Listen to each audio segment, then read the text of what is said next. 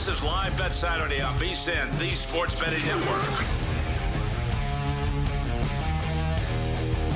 Just got a text. Rose and Scheffler cooked like scrambled eggs. That's from one Matt Humans, a man who alleges that real men do not cook and or make scrambled eggs. A debate that I think he lost very handily yesterday. We were discussing it on VSiN Prime Time. We welcome in Dave Ross, a man who I think believes, on the Progressive Guest Line, by the way, he believes that Scotty Scheffler's not cooked like alleged scrambled eggs. Dave, how are we feeling about Scotty after dropping a stroke there? Well, I was feeling a lot better about 2 minutes ago until he misses that short one on 12, guys. Great to be with you on Saturday. Look, this is as exciting a Masters. And JVT, I was on with you guys last night with you and Matt. And I said, does it get any better than this? And you're like, yeah, it can get a lot better. If Justin Rose and my 120-1 ticket gets home, that would be a lot better.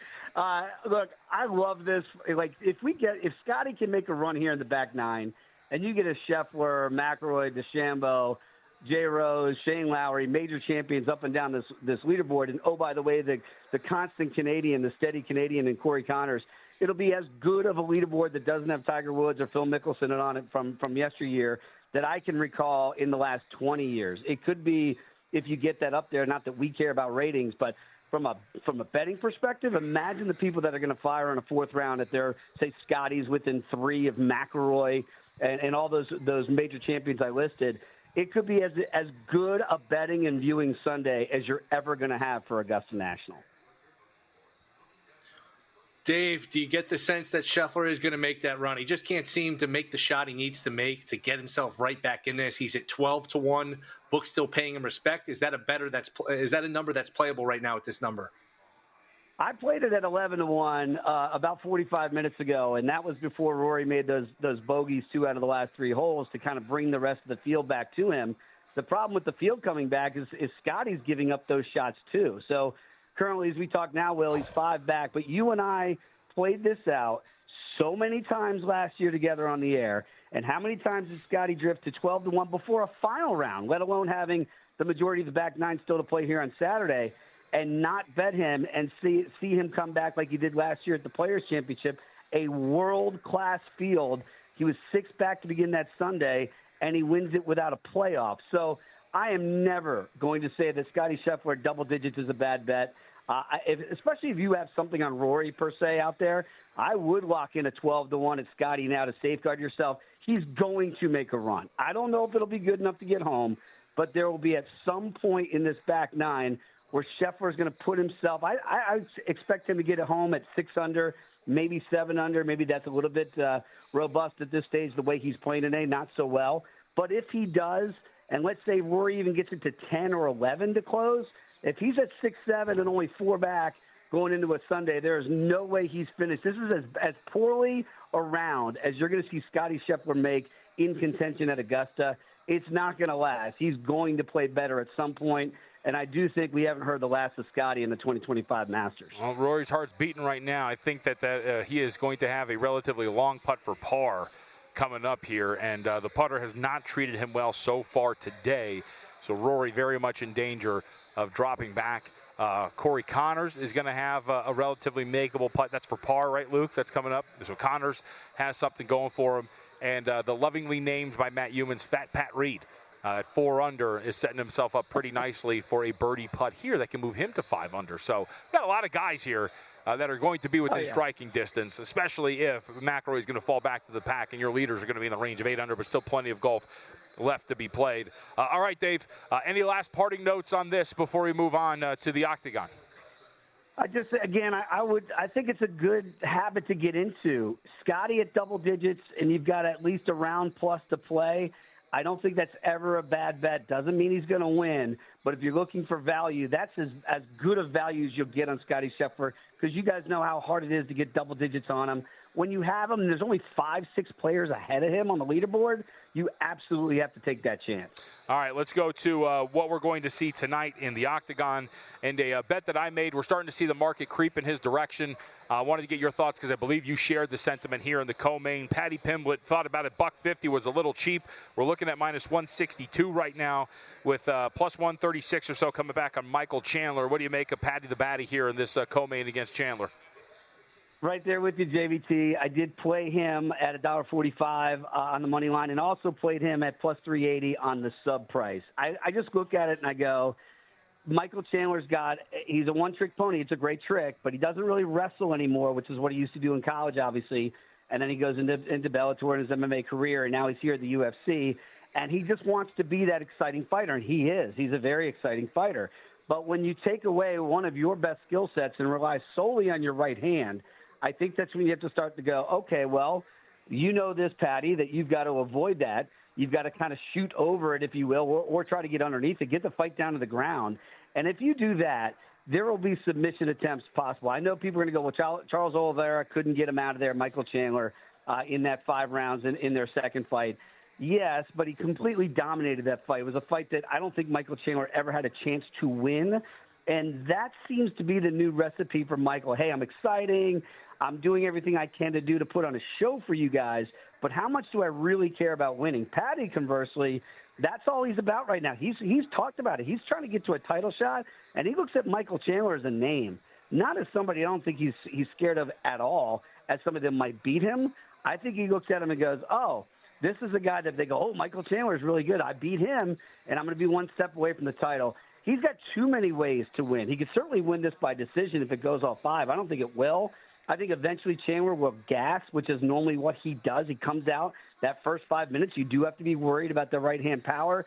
But after that, if this fight gets close, and Michael Chandler has to get close in order to hit the bigger, taller, rangier fighter, so he's got to take chances to get inside. When he does, that's where Patty will seize on him. And I could look for something either standing, where he's trying to get like a standing guillotine, or, again, if the fight goes down to the ground, watch him work. He's going to look so much bigger than Michael Chandler in there physically, and I think he can go ahead and get that rear naked choke. I do like him by submission, but if you want to lay it now, it is starting to get away, JVT, as you mentioned here, over $1.60. But I do think Patty the Batty's going to keep this streak going. Quick aside before you get to Will, before you ask your question, 2 straight birdies for Ludwig Oberg. So, again, so sweet. Yep. So as these guys continue to duel here, he is now only 4 strokes back from the lead, and we'll see what Rory has in store for them, too. Sorry, Will.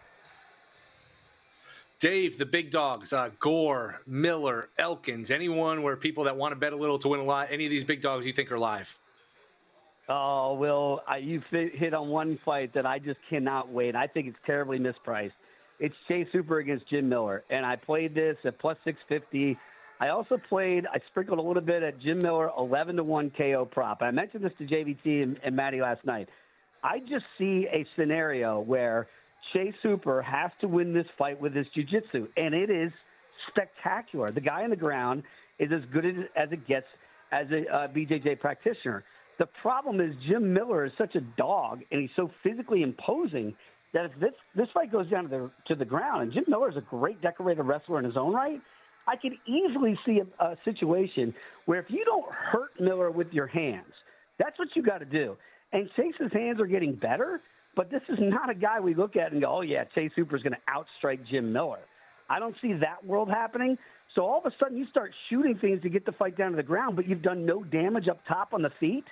Jim Miller is going to have all of his powers for 15 minutes. I see a scenario with the old man and that old man's strength, postures up. I see a ground and pound finish coming for Jim Miller. I think he's really live in this fight. Again, avoid the slick BJJ. There's always a danger when you go down to the ground with a guy like Chase Hooper. But at that price point, I think is way out of whack. I think Hooper should be about a $3 betting favorite, not as high as he is right now. Give me Jim Miller as your over $6 betting underdog, and I would sprinkle a little bit 11-1 for the KO prop. Dave Ross on the Progressive Guest Line, our morning host here on the Vegas Stats and Information Network, going over UFC 314 out in Miami. All right, let's go to the main event. Volkanovski and Diego Lopez, featherweight title on the line. Volk's about a $1.60 favorite. Is this accurately priced? What are we doing here? I am really surprised, JBT, because earlier in the week, the money kept coming in on Volk, and I thought eventually, on Diego, I thought eventually it was going to flip the favorites, and now the money's come back in on Volk. I don't know if that's all of Drake's money, and if people want to look at that as sharp money coming in on Volk, God bless you. I am on the side of the dog here. I played Diego Lopez about plus $1.35. I think it's a great price on him. Look, Volk's got to win the fight by extending the younger fighter deep into the rounds, into the 4th, 5th round. that's where Volk might be able to be live, but he still is. And I know he plays up the old man motif a lot, and Volk is such a likable guy. Everybody wants to bet the fighters that you like, and who doesn't like Alexander Volkanovski? The problem is I just think he's a little bit long in the tooth for a guy like Diego who's got more ways to beat him. And I think his hands, his right hand, he hurts guys and then sometimes follows them to the ground. I know it's really hard to get Alexander Volkanovski out of there on the ground. He has great recuperative powers, but those powers seem to have been about 3 or 4 years ago. We've seen him get absolutely torched in there against a guy like Ilya Topuria. And I know Ilya is a different fighter now. He's up at 155 pounds. Normally you don't bounce back after a vicious KO like that and look like you did before the fight. There's normally that something gets extracted out of you. I think you're going to get a really good price point here on Diego Lopez, and I think he's going to be the new champion tonight. Dave, great stuff as always, man. Thank you very much. You guys are the best. Let's go, Scotty. Get back in the fight. All right, Scotty Scheffler, the cheer there. But you know who might get back into this fight? Ludwig Oberg. What a shot here. And he is going to have a very short putt for maybe his third straight birdie. Fired up. I do have a little bit on Oberg, and especially in a little side competition as well. Would very much like a better showing from our guy here. All right. With that, make sure to check out Dave and go to VSiN.com and check out everything we have to offer. McIlroy still holding strong at 9 under. DeChambeau 8 under, tied with Corey Connors, who just got out of the sand and has to hit one for par.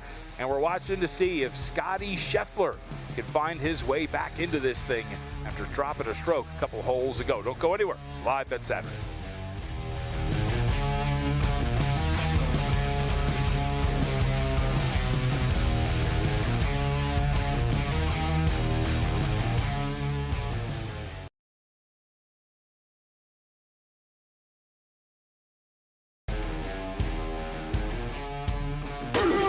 This is Live Bet Saturday on VSiN, the Sports Betting Network. Replay this when he wins it, but doesn't seem to be Scotty's tournament here so far. Will misses a birdie putt, lips out of the hole. He's going to par that away. So right now, it is all about this right here for one Bryson DeChambeau. It's a very long putt. I'd say about 20 feet or so, but it is for birdie. And, of course, a tie for the lead with Rory McIlroy if he can sink it. But the big story, of course, Scheffler, a lot of people expecting, including our most previous guest, Dave Ross, that he can get back into this thing. Doesn't really seem to have it. And this putt for Bryson is going to come up short. So he is going to have a tap in for par, and he's going to remain at 8 under. Corey Connors, one of our guys that we're tracking here, too. Luke's got a ticket on him. I added him here today during the show at 9-1. He had at one point birdied 3 straight. Well, back-to-back saves, including getting out of the sand on this last hole, so we're going to keep track of him. And Justin Rose, 1 over for the day, the leader through the first 2 rounds. He is 1 over for the contest. Late little, looked like a little turn there for Bryson, so he thought maybe something. He thought he didn't realize that there was something there. He is not happy, but either way, that's a tap in for par. Any thoughts here as we've watched what's transpired and watched Scheffler come up short? Are we still going to buy in? No. And I made the comparison to Mahomes, and you know, sometimes you realize, and not as exaggerated as the Super Bowl versus the Eagles, but you know, at some point when Mahomes threw his second pick 6 or whatever, and it's 17-0, 24-0, you just eventually you got to stop trying to chase a falling knife and realize that, you know what, it's you're not going to win every time, and we've just gotten so accustomed to these guys, Mahomes, Scheffler, same thing, that they're either going to win or they're going to make a run. And you know what? You're not supposed to win 3 Masters in 4 years. There's a reason it's hard. Like, there's other golfers out there, and it's just he's made it look so easy at times that we expect that run to be coming. At 16-1, he's right there with Aberg, who, you know, was 18-1. So those odds tightening up. If you told me, hey, I'm going to just put some pizza money on Scheffler at 60-1, I get it, but I don't feel like it's happening for him. Yeah, I get the sense you agree. Yeah, I would completely agree. The way that he is putting right now, it is not going very well. And again, I mean, maybe if we can keep playing the game of he's just got to be right there, but I wouldn't really buy it, especially given the way some of these other golfers are hitting the ball. You mentioned Oberg, that is his 3rd straight birdie, so he now moves to 6 under in a tie for 4th. And just 3 strokes back of Rory McIlroy. So Ludwig Oberg, a guy that is, I think, very heavily respected, but many were really kind of out on. That's probably a fair consensus, right, on coming into this tournament with the recent form. But Oberg is now fighting his way back up toward the top here. He is through 16, so he's tearing up this course near the tail end of it. So he will have to sit back and watch and see what the hole is exactly that he will have to climb out of. But still have 17 and 18 left for Oberg, who is now through 16. Current updated numbers right now. Rory, still your favorite, just barely at plus 115. Bryson DeChambeau, plus 280. Again, a reminder, these numbers courtesy of DraftKings. Corey Connors, plus 550. Shane Lowry at 16-1. Scotty Scheffler at 16-1. Ludwig Oberg at 18-1. Jason Day at 25-1. Justin Rose, 28-1. And then Hovland is at 35-1. Connors finds the fairway on 13. So at this point, don't really have a best bet. Brought to you by G-Bank, the official bank of VSiN. But I think looking ahead to tomorrow, I think you and I are in agreement that the best bet for tomorrow is probably that under in Warriors and Clippers. Yeah, I would still play it. I didn't realize it moved a point or so since we got on the air, but I would still play under 220. That's at least the number I'm looking at. Shop around, see if you get an extra point or half a point. You never know with this stuff when it's going to land on or around the number. I just think a lot of things at play. Intensity of the game. Winner avoids the play-in. Loser very likely headed to the play-in. The fact that these are teams with older superstars. Harden's played a lot of minutes this last week in this season. Curry played a lot of minutes. His thumb, as you mentioned, got banged up Friday night. From a matchup standpoint, maybe Chris Dunn guards Curry, and if you're going to put him on Curry, he's going to do a nice job. And then Dunn's not going to give you much on offense. Noon, 12:30 Pacific start. We see it all the time in the NBA. These early starts tend to go under just because of these guys are night creatures. They eat late, they play late, they sleep late, wake up late. So for them to play at noon Pacific time here, it's definitely an early start. So to me, a lot of things here point towards an under. Ooh. I would lean towards the Clippers here. I know it's a good home court for Golden State, but I think these teams are pretty close to even, and maybe the Clippers even slightly better. Warriors have not played great this last week or two. And you know this better than me. You can't go back and look at anything from the regular season and take much from it, and that goes to a lot of these series we'll discuss. Butler wasn't on the team when these teams met. Kawhi, I don't think, played in any of the games. So these are two basically new teams, but I do think this will be an ugly, lower-scoring game than the market thinks, so I like under. What do you have on this game? Yep, completely agree. Under 221.5, the bet I already made. I'd still play it under 220.5, which is available out there. G-Bank up in the ante with up to a $750 bonus for new G-Bank Visa Signature Card customers. For new customers who spend $1,000 on eligible purchases in the first 90 days, you get a $250 bonus. And in addition, if you spend $50K on gaming and sports app loads within 30 days, you're going to receive another $500 bonus. That's potentially $750 worth of bonuses. VSiN.com/GBank is where you want to go. Subject to credit approval. Terms and conditions apply. That's VSiN.com/GBank. A sigh of relief from Bryson DeChambeau. So he is on 12. And there is that river, lake, whatever you want to call it, right in front of the hole. And then there's a frontside bunker. He tried to push for the pin. I thought he landed in the water. He did not. He is in the bunker. But I believe we just watched Connors save from that safe bunker in actually a pretty similar spot. So it is a situation that you can get out of. And Bryson finds himself in the sand right now. Rory's tee shot right now on 13. A little errant in the first cut, as they say, over there at Augusta. But still a manageable situation to be in with his one-stroke lead, but not ideal for the two guys at the top of the leaderboard right now. This is great. I'm in. See, I'm a little too excitable, though, when it comes to, like, golf play-by-play. If you listen to, like, I'm a little over the top with the energy, right? A little too exciting. Will has told people I annoy him. But with the PGA Tour radio, it's all like, and Bryson's very much in a very difficult spot, but Corey Connors just saved it from par, and I believe that Bryson feels that he can probably do the same thing here. That's a lot better, right? What did you say? I told people you're annoying? Yeah, that's what I heard. That's what Luke was telling me. Those were private messages, so it doesn't count. Luke made a good point, though. He just sent us a message. When we were discussing maybe less than an hour ago, where would you draw the line and who can win this tournament? And we both agreed once you get past 5, 6, maybe 7 guys, you draw a line. Aberg at the time was 90-1, and now he's up to the 16-1 range. So this has been quite the run here. Yeah, if you saw the 3 straight birdies coming, you're sitting on a pretty good ticket there and at least have a little bit of hope. Again, with the way that Rory's putting, that 3-stroke lead over Oberg and the field in general, the 1-stroke lead, not going to get there. Very quietly, Jason Day, this is an important par 3 16 for him. He's been quietly chugging along. He's at 16 right now, and he's at 6 under. So if he could put this shot on and get a birdie opportunity, all of a sudden you're talking about Jason Day getting in contention here.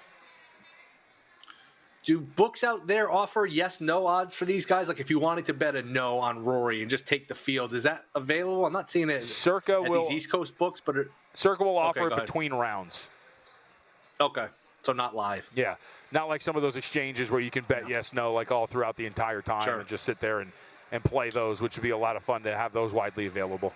Would you bet the no on Rory? Do the no's interest you in any of these? I mean, that's what I was just about Would to they ask. interest you? Do they interest you? Would you bet the no on Rory? Depends what the number was. What's a fair number? What number would you need to play on Rory? Right. Lay $1.40 or something? It's going to be pretty cheap. You're talking about like $1.40 or so, $1.30. He's plus 110 to win this thing thereabouts. So that's in the range of where you're going to get it. And given the way that he's been putting, and I don't know if that's going to all of a sudden come back the rest of this tournament, and you got guys that are playing the way that they are, especially, dude, if Oberg's going to continue to roll like this, I mean, the peak of his game is absolutely incredible. So there's a lot of guys that could snipe this out for Rory. And obviously that's the appeal of the ticket. That bet is you don't have to pick the guy. You just have to root against one guy to not win. So I'd be interested once the round closes here in a couple hours what that yes/no price is. Yep. All right, Bryson out of the sand, a little strong, but still a makeable putt.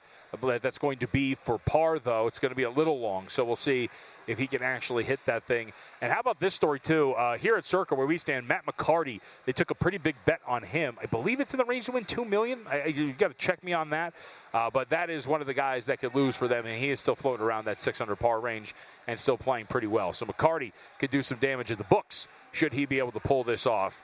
Right now, 55-1 to win this thing over at Augusta. All right, with that, we move on. We're watching everything. At least we're keeping a track of some stuff. I've been keeping my eye a little bit on baseball, but Masters, of course, front and center with what is happening here today. Baseball later today, and I think we do have some first pitches coming up here pretty shortly. Let me ask you big picture first. Humans asked me this question yesterday when we were looking at some of these baseball teams. The one thing that I can't wrap my head around is the thought of, it's 162 games, nothing really matters to an extent. And I bring that up because of the Atlanta Braves, Will. They are 3-10. They lost again last time out. They have yet to win a road game here. I understand to an extent the thought process of, oh, man, there's still plenty of baseball. It's 162 games. I'm going to get your answer to this on the other side. But they're about $1.80 to make the playoffs. Dude, you're in a big hole, and the National League wildcard race is going to be a monster. With the National League West, the two teams in your division, the NL Central, I want to see if you think that this yes-no is worth playing for the Atlanta Braves. We'll get to that on the other side. We'll also continue to track what looks like a very tough situation for our leader, Rory McIlroy.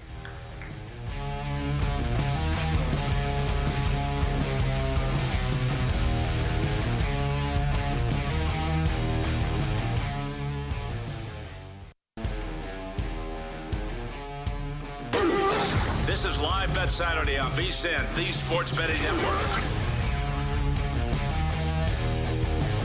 We got a new man all alone in second, Corey Connors, because Bryson DeChambeau drops a stroke.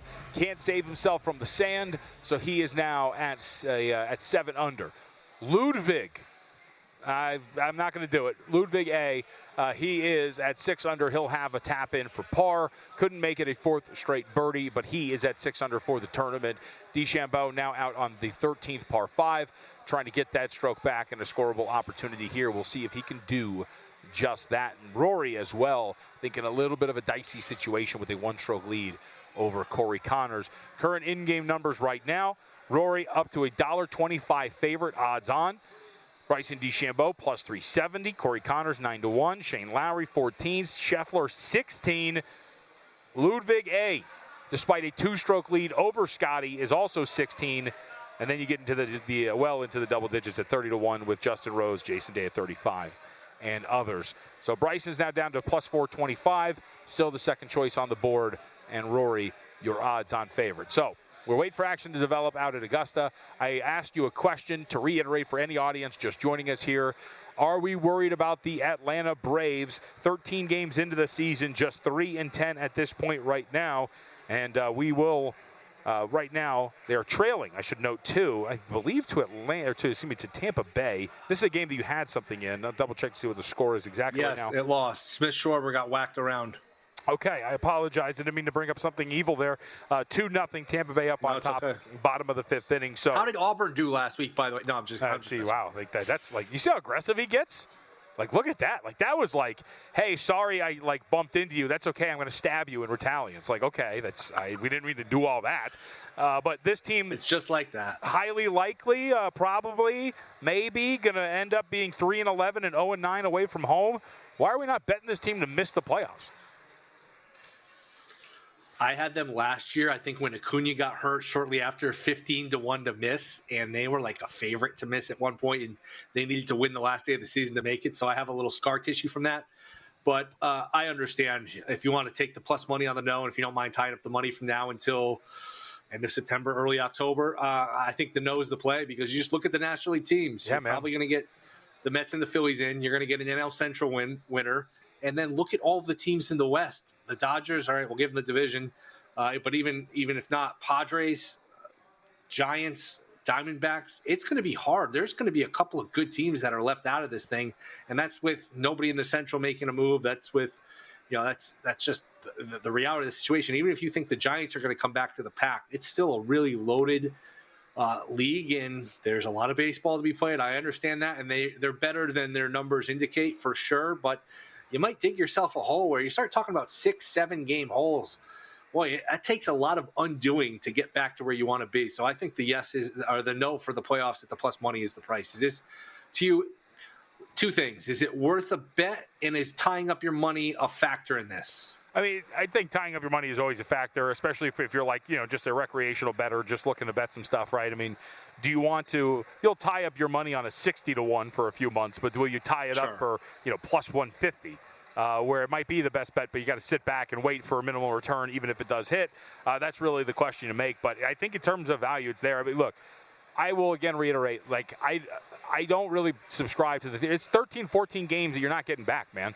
And you mentioned, I think, to me, the most important factor, which is this National League is shaping up to be a massive, massive competition for you to dig yourself out of and jump ahead of teams like, of course, the NL West teams. San Francisco and Los Angeles are the two teams that control the top two wild cards. The Phillies at 9-5 are there. Just think about that. If the NL West holds, are you, the Braves, going to do enough to leap out of this hole that you're currently in at 3-10, same record as the Rockies, and be able to thrust yourself upward to the point where you can surpass those NL West teams and maybe Philadelphia? Even then, I don't know if that's really the case. And let's think of the math of this. What's it going to take to make the playoffs in such a strong league? 89, 90 wins maybe? Right. So you're talking about, all right, before the season, 90 and 72. Well, I mean, you do the math. Now you're going to have to go 87 and knock off the losses. I mean, you're going to have to really play at an impressive clip to get to the 89, 90. Now they're going to get Strider back. He's looked good in these rehab outings. You're going to at some point get Acuna back. We'll see when that is. Sounds like he's close to getting clearance for a rehab assignment. So who knows, maybe a couple weeks or so. So those are two big additions, and there's still talent on the team. But can you get to 89, 90? I know that some of these books that hang season win totals and post them every day as the Giants are trying to get back in this game here with the Yankees. 89.5 was their number on the Braves just a couple days ago. Maybe after a couple losses, that's ticked down to 88.5. I think that's asking a lot for them to get to 89 wins. Yep, that's another way to attack it as well, to look under their win total. So Rory sinks a birdie putt, real quick aside, to take a 2-stroke lead. Great. Then on the following tee shot, shanks it into the bushes. So Rory right now is all over the place. And the current numbers, too, because he had reached odds-on status right before his tee shot. Current numbers right now I'm looking at, let's see, I have to pull this up. Minus 110. Minus 110. Yeah, so he had reached about $1.25. Now he's back down to minus 110. We'll see if he can recover from what he is doing right now. But again, 2 strokes up on Corey Connors. If you're just joining us, Bryson DeChambeau. Last hole, dropped a stroke, hit the sand, could not get out and save. He is at 7 under. And then a glut of golfers. Ludwig Aberg at 6 under. Rose at 6 under. Lowry at 6 under. McCarty at 6 under. And plenty of competition here over the last 6 odds holes or so of this third round. DeChambeau plus 370, Connor 7-1, Shane Lowry 12, Ludwig 14, Scheffler at 16. Market is just still holding them out at 16-1. Scheffler just won't really budge on this here. Still a little bit of a belief, I suppose, in what this is going to be here for Scheffler. I won't play the game. I just, you mentioned the no and some of the value and whatnot. Would you stomach it if you could afford it? The no on Scotty Scheffler. Would you want to sweat out Scotty down the stretch?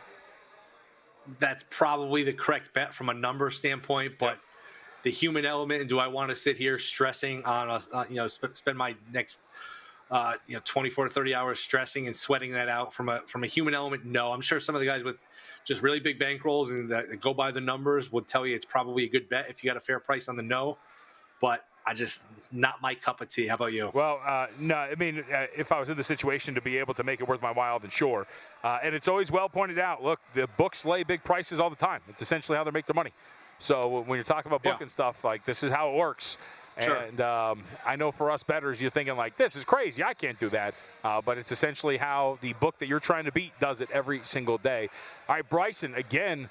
Let's just go ahead. One thing quickly on that. If you're going to do it, let's just for round numbers say you bet $100 a game. Don't do it to win 100 and you got to risk 2,500 to win 100. You're risking 25 units.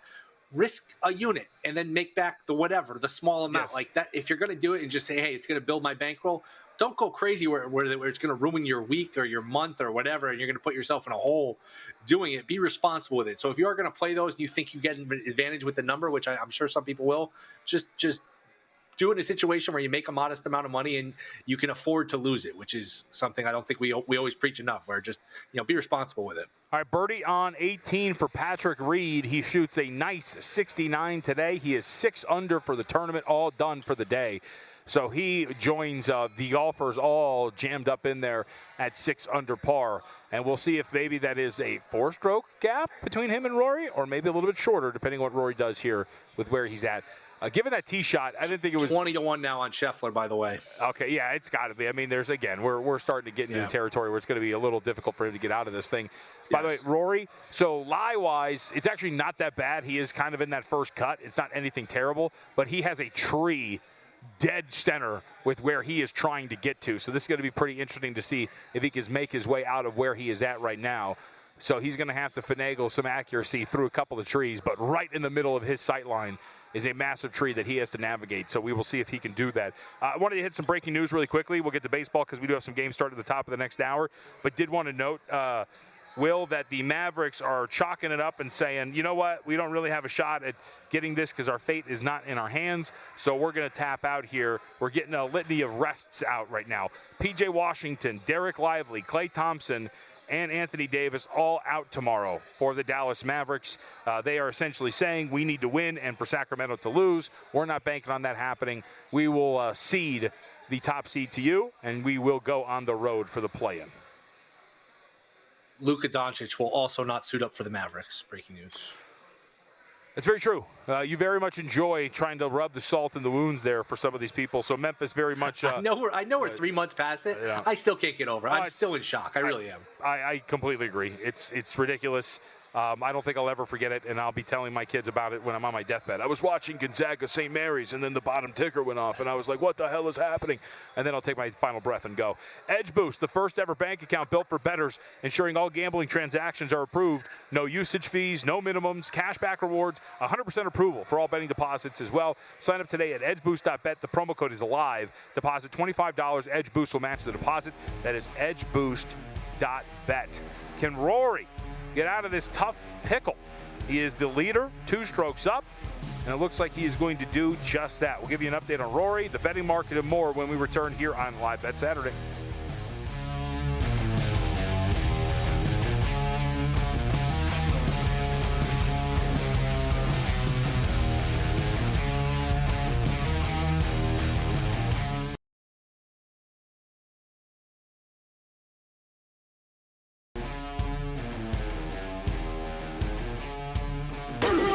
This is Live Bet Saturday on VSiN, the Sports Betting Network.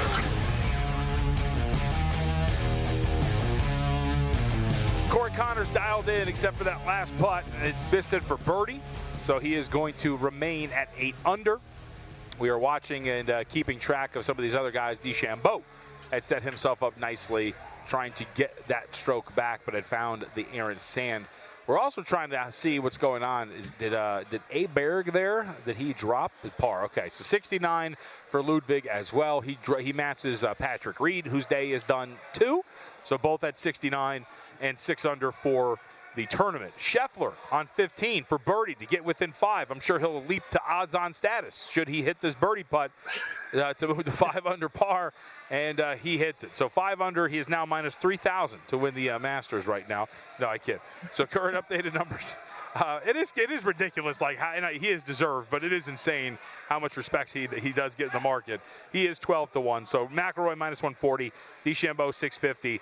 Corey Connor 7-1, and market's starting to tell us now that there is starting to be a small gap between it. And we mentioned that Rory had found himself in a little bit of trouble, right? Was a little bit off the fairway behind a tree. What was he going to do? Saves it for par, Will. So he is perfectly fine. Still with a 2-stroke lead over Connors and a $1.40 favorite now to win this thing.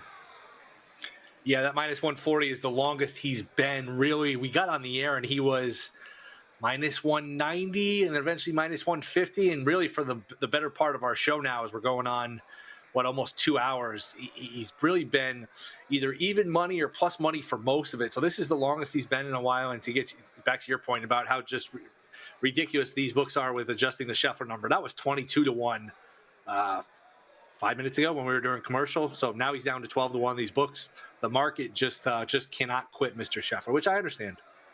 All right, we'll keep our eye on this. I wanted to go to a little bit of basketball as tomorrow is the last week of the regular season, but we also have the Eastern Conference all set, ready to go, and that's pretty much how we expected this thing. We have 2 playoff series that are set. Obviously, still waiting for the 1-8 and the 2-7 as the play-ins have yet to be played.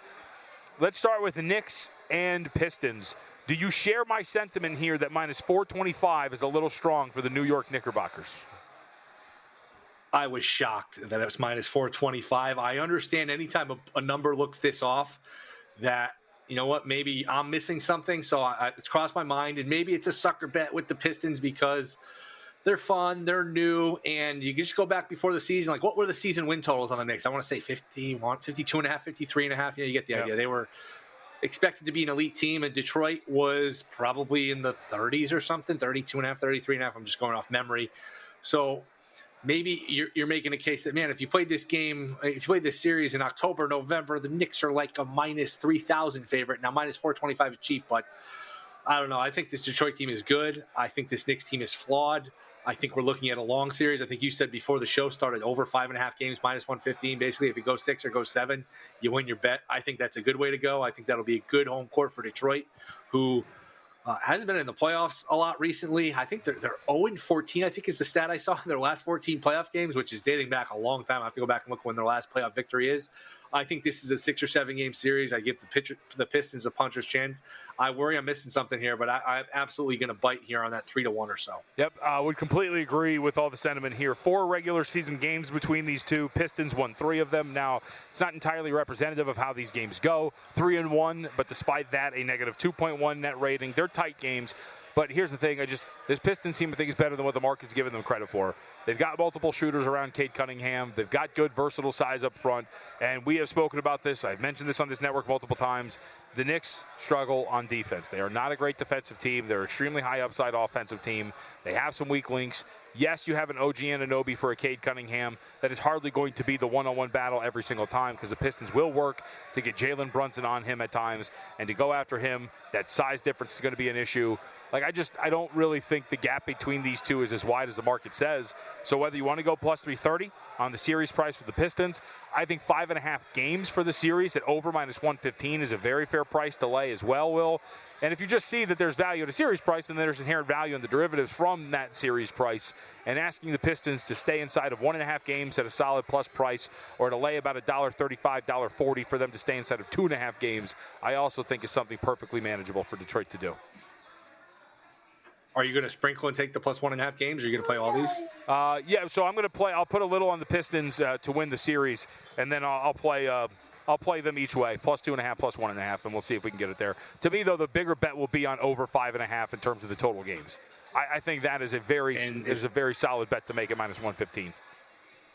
Is this plus 7 for that? Is it still plus 7 for game 1? I mean, it's tough when you're like, I like all of these, so you don't want to, put too much eggs in one basket if you're just wrong and the Knicks win the series. 4-0, 4-1, you lose all these. But is that +7 in game one not a little intriguing as well? It is, but so I will say this as somebody who really enjoys the NBA, obviously. I very much prefer to bet series prices and sit back and wait and just watch the series, right? Because I want the larger sample size. I want to sit back and say, like, guessing from game to game who's going to cover, trying to get those. I think you can, and there's certain opportunities. I can't wait until everybody tells you about the sneaky trend that nobody's heard of when a team is down 2-0 going back home. First quarter, first half, there's a lot of value there, even though you're laying like full game numbers. There's not anymore. No, there's not. It was for a while. That's completely corrected where it's actually you got to kind of swallow and take the other side because it's gone so overboard. It's better to bet the team up 2-0 in the first quarter of the first half on the road. Yes, it's crazy what you'll see some of these times. So we'll get to the history of that as we get closer to these 2-0 series leads. I'll write about it up on the website at vsin.com as well. But I tend to want to have it play out in the large sample size. So I'll bet a series and sit back unless I think something's really off in terms of like the market overreacting to a zigzag or the situation that we're talking about and just see what's going to come from that. Do you get involved with these? And some of these books let you parlay them, which can get dangerous. But if you're just like recreational, hey, I want to bet a little to win a lot. You could parlay these correct score where I like the Pistons in 6, and you probably get a good number on that. And I'll parlay that with, the Pacers in 7. You can get some monster payouts. Do you mess around with these correct series score, which can give you really some fat prices? You can have fun with that. No, I do not. Now, yes. I'll do the single exact series scores, but I will not parlay anything, Yeah. So I'll bet, I'll bet Knicks in 7 or like Pistons in 6. Those are not two things I will bet specifically here, but just to give an example, I will bet those. If I really do think, what I really tend to do with those is I don't like to go 6 or 7. I like to bet those if I think a team is capable of sweeping the other. So, for example, if there's like a Boston who's taking somebody on, and I think that it's accurately priced or maybe a little bit of value in Boston, I will bet them to sweep an opponent, things like that. That's when I tend to think it's a short series. I'll gravitate more toward those exact prices because I think that's how I'll bet them. I'm not doing that anymore with the Celtics. They got me so many times last year versus the Heat, another one versus the Celtics. I mean, the Heat were like a 15-point dog, something ridiculous. All their backups playing, and the Heat won a game. So the Celtics have been notorious for just punting these games inexplicably and not sweeping. To be fair, the Pacers, which go ahead. To be fair, in that series you're referencing, the Heat did tie, I think, a franchise record for most made threes in that game that you're referencing.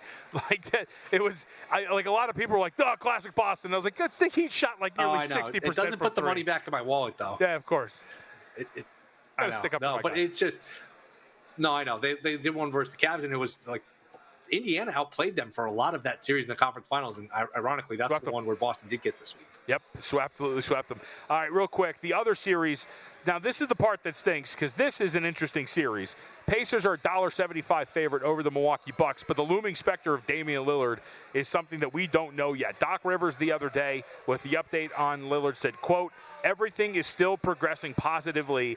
Last test was fantastic, so that's about all I have. Fingers crossed," end quote. For those who don't remember, deep vein thrombosis, or in layman's terms, the blood clot in his calf, that has his status up in the air. And if you tell me that Damian Lillard is available in Game 1, it is a different ballgame than Damian Lillard being who knows when available in this series. Yeah, of all the series, this is one where it's a repeat of last year, round 1-2, where Milwaukee just fell apart and Indiana just kind of ran them out because Bucks didn't have any guys left.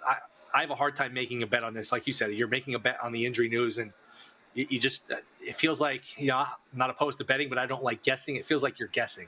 Oh, yeah, unless you have information about what is happening here, you have no idea. Yeah. Because they're going to continue to play this game. I mean, look, they did it with Giannis last year, right? They did it with Giannis every step of the way. They're like, oh, he could come back. He could come back. And then they got eliminated. Like, he was never coming back. So, I can't play this guessing game with injuries, especially in a postseason series. Folks, the money is going everywhere in all these events. And if you want to know where it's really going, our betting splits come straight from Circa and DraftKings, giving you insight on where the sharp action is landing. Circa, known for taking big bets from professional bettors. DraftKings gives you a broader market perspective. You can see the percentage of bets versus percentage of handle in every game across every single major sport, all part of our VSiN Summer Special for less than $60. How do you get it? Go to vsin.com/subscribe. Get access to everything we do until August 1st. That's at vsin.com/subscribe. youtube.com/subscribe. The pressure is off. Rory is feeling it. He's got a makeable putt for birdie. Can he extend his lead out to 3? We'll find out.